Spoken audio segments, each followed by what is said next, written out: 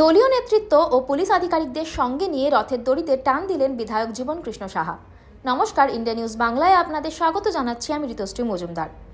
দীর্ঘ 13 মাস জেলে থাকার পর জামিন পেয়েছেন বরঞ্চার তৃণমূল বিধায়ক জীবন কৃষ্ণ সাহা। জামিন পাওয়ার পরেই শুরু করেছেন দলীয় কাজকর্ম। ইতিমধ্যেই তাকে হাজির হতে দেখা গেছে বিধানসভার বিশেষ অধিবেশনেও। ঠিক একইভাবে রথযাত্রার দিনে বিধায়ক জীবন কৃষ্ণ সাহাকে দেখা গেল রথের দড়িতে টান দিতে। বরঞ্চা ব্লকের পচ্চিপাড়া গ্রামে রথযাত্রার সূচনা করলেন তৃণমূল বিধায়ক। সঙ্গে ছিলেন বরঞ্চা ব্লক তৃণমূল কংগ্রেসের সহসভাপতি মাহে আলম, বরঞ্চা 2 নম্বর গ্রাম পঞ্চায়েতের প্রধান, উপপ্রধান সহ স্থানীয় নেতৃত্ব ও বরঞ্চা থানার পুলিশ প্রশাসনের আধিকারিকেরা। রথের দড়িতে টান দেওয়ার পর সাংবাদিকদের মুখোমুখি হয়ে বিধায়ক জানান, অশুভ শক্তির অন্তিম ঘটে শুভ শক্তির উদয় হয়েছে।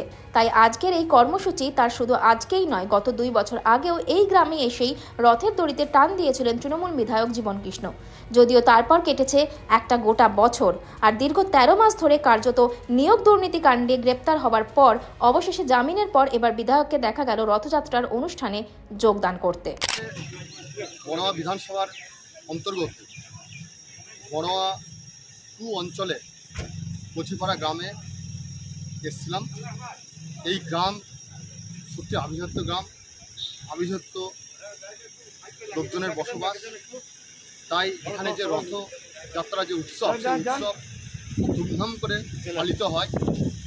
আমি প্রতি বছর এখানে এই গ্রামে রথযাত্রার উপলক্ষে রথের দড়ির টান আমরা বড় নেতৃত্ব আমরা দিই সবাই মিলে, দলমত নির্বিশেষে। এখানে প্রত্যেক গ্রাম থেকে এই রথযাত্রাতে সামিল হয়। আর আমি একটা কথা বারবার বলবো যে অশুভ শক্তিকে পরাজয় করে এখানে শুভ শক্তির উদয় হয়েছে এবং আগামী দিন বড়োয়া ব্লক তথা বড়োয়া বিধানসভা শুভ শক্তির জয় জয়কার হবে।